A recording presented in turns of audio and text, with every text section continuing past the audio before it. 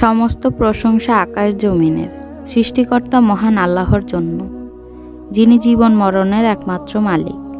তিনি সৎ কর্মশীলদেরকে পুরস্কৃত করার জন্য এবং সীমা লঙ্ঘনকারীদেরকে শাস্তি দেওয়ার জন্য সমস্ত মাখলুকের মৃত্যু ও পুনরুত্থান অবধারিত করেছেন।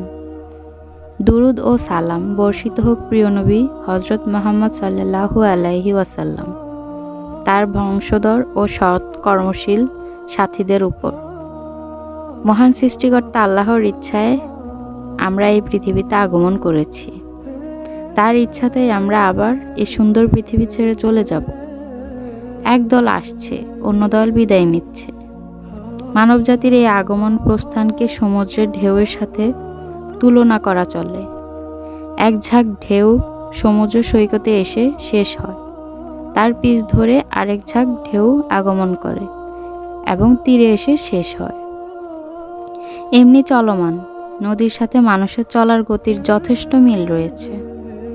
নদীর তীরে দাঁড়িয়ে আপনি এখন যে পানি অবলোকন করছেন, সেটি একটু আগে বয়ে যাওয়া পানি নয়, অথচ নদী সেটিই। এমনিভাবে বর্তমান পৃথিবীতে আপনি যাদের সাথে বাস করছেন, তাদের কেউ 500 বছর পূর্বের মানুষ নয়। তারা এই পৃথিবীতে আপনার মতোই বসবাস করেছিল।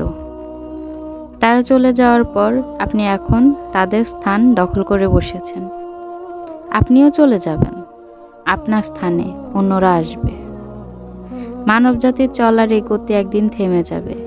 সেদিন পৃথিবীতে বসবাসরত সকল মানুষ একসাথে নিঃশেষ হয়ে যাবে। শুধু তাই নয়, সমস্ত পৃথিবী ধ্বংস হয়ে যাবে। রাতের তারাগুলোর আলো নিভে যাবে, সাগরের ঢেউ থেমে যাবে, নদ নদীর পানি শুকিয়ে যাবে। এখানেই শেষ নয়, বরং এটি মানব জাতির এক স্থান থেকে অন্য স্থানে গমন মাত্র। অচিরেই এমন একদিন আসবে যেদিন আমরা সবাই নতুন এক জগতে ফিরে যাব। সেখানে আমাদের সকল কাজের হিসাব নেওয়া হবে।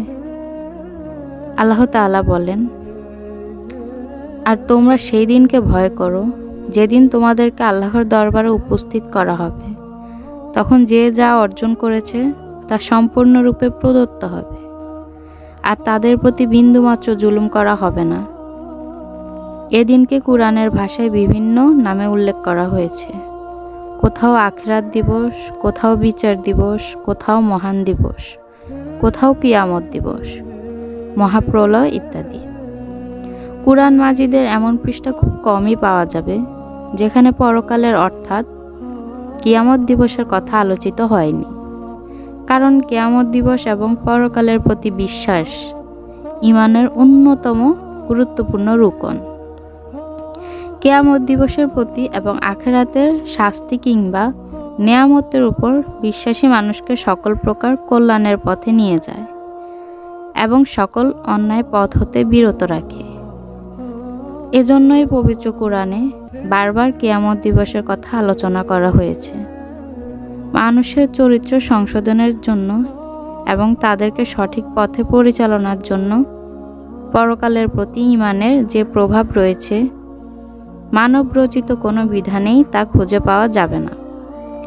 এজন্যই যে ব্যক্তি আল্লাহ ও পরকালে বিশ্বাস করে এবং যে ব্যক্তি তাতে বিশ্বাস করে না, তাদের উভয়ের চরিত্রে আকাশ পাতাল পার্থক্য পরিলক্ষিত হয়। কিয়ামতের আলামতের প্রতি ঈমান আনয়ন করা আখিরাতের উপর ঈমানের অবিচ্ছেদ্য অংশ। কুরআন ও সুন্নাহর অনেক স্থানে আল্লাহ তাআলার উপর ঈমান আনার পরেই আখিরাতের প্রতি ঈমান আনয়নের কথা বলা হয়েছে এবং কিয়ামতের আলামতগুলো বিশেষ গুরুত্বের সাথে উল্লেখিত হয়েছে। নবী সাল্লাল্লাহু আলাইহি ওয়াসাল্লাম সাহাবীদেরকে কিয়ামতের ছোট বড় সকল আলামত মুখস্থ করিয়েছেন। সাহাবীগণ তা শিখেছেন এবং তার প্রতি বিশেষ গুরুত্ব দিয়েছেন। ইসলামের সূচনা লগ্ন থেকে আলেমগণ এ বিষয়ে অনেক কিতাব রচনা করেছেন, অথচ বাংলা ভাষায় কিয়ামতের আলামত বিষয়ে কোনো নির্ভরযোগ্য কিতাব আছে বলে আমার জানা নেই।